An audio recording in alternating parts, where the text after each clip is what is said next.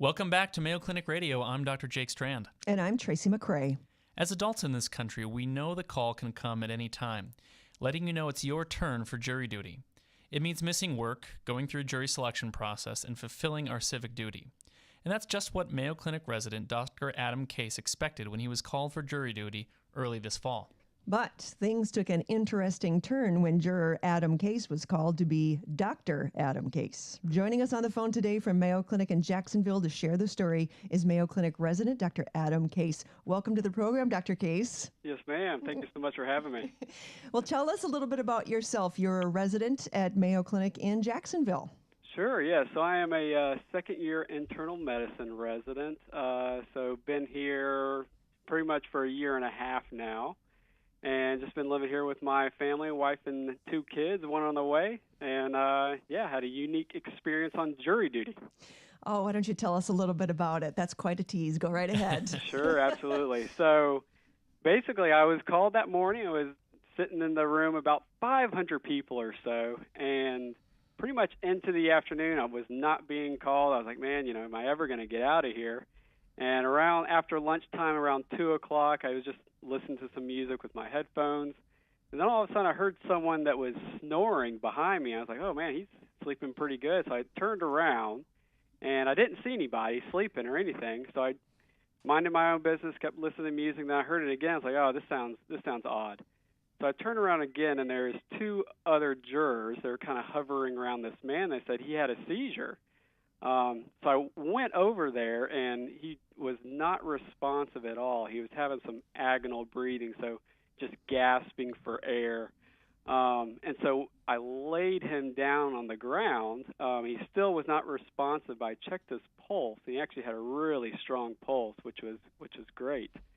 But he was still having trouble breathing. So luckily, the officer was there. I told him to go get a bag valve mask that you can just put over their mouth so you can just help them give some breath. So he was able to bring that there, and I was bagging him. He still had a good pulse, but then his pulse started to get more faint, was impalpable. And so at that point in time, I had to start CPR. Oh, my gosh. So I had another juror help me out. He was bagging him when I was doing CPR, and they, when I asked to get the bag valve mask, they were also going to bring an AED, but it took a while to get that. So I was doing CPR for about 2 or 3 minutes or so, and the paramedics actually arrived at the same time as the other AED. Explain what an AED is for our audience. So basically, it's a defibrillator that is in public places that you can use. You put pads on the front of the patient as well as the back, and then it will tell you if it's a certain rhythm, if it's shockable or not. And if it is shockable, then the device will tell you to push the shock button, and it'll deliver the shock to the patient. Okay. Kind of like you see on the movies when they say clear, you push the button, and then it gives them a jolt. Okay. Well, and I think as you're describing, Dr. Case, that these are devices that are typically in public places, but it sounds like there was a trouble getting the first one to work. Right, exactly. So it seems like, I don't know if they had trouble finding that device for whatever reason.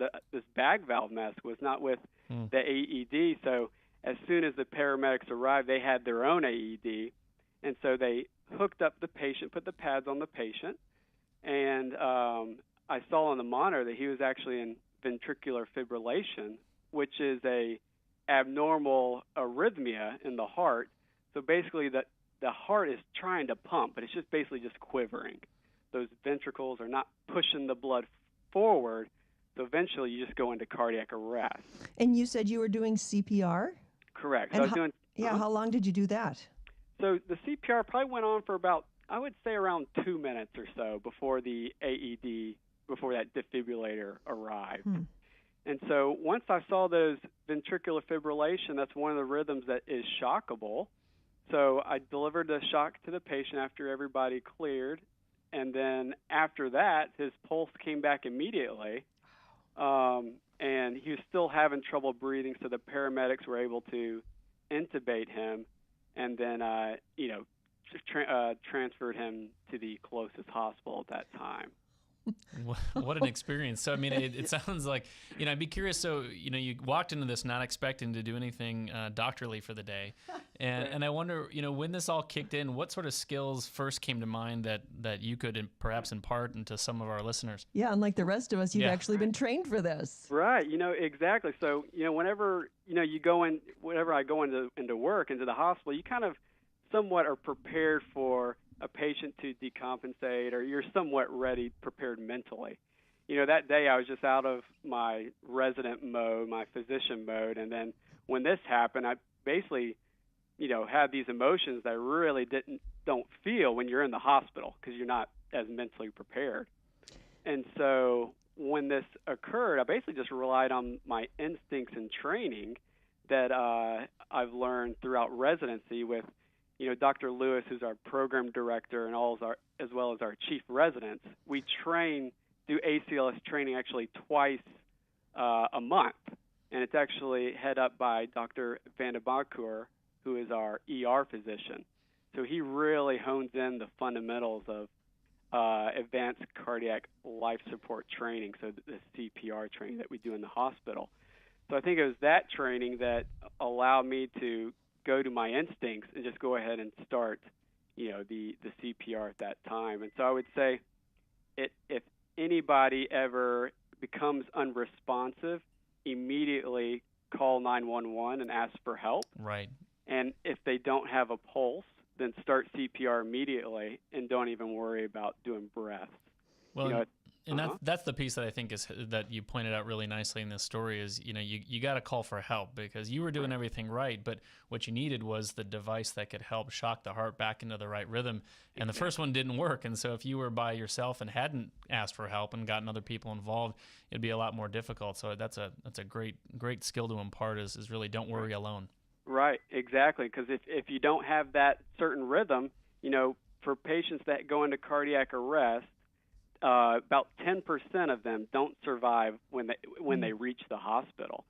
So, and compared to patients who have this ventricular fibrillation and can be shocked, outside in the community, 30% of the patients end up surviving.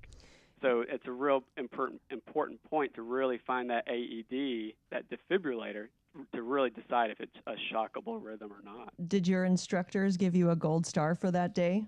Nah, well, so yeah, I definitely have had a lot of thanks, and people have thanked me from everybody from the jurors. They when they brought everybody back into the room, they all gave me a standing ovation. So it was very overwhelming at that point. And one of the officers, took me out of the juror assembly room. I was like, I'm going to get to leave. It's good. He's like, well, I wanted to shake your hand and thank you again, but sent me back in the room. I still had to sit down for jury duty. But that's what I was going to ask you. Did you get selected?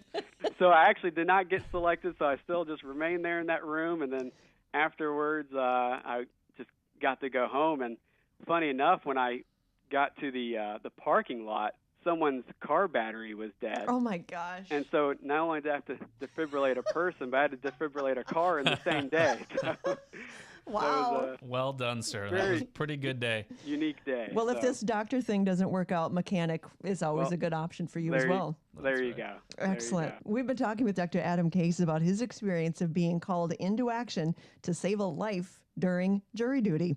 Dr. Case is a resident at Mayo Clinic in Jacksonville, Florida. Thanks so much for talking with us today, Dr. Case. All right, and thank you so much. I really appreciate it.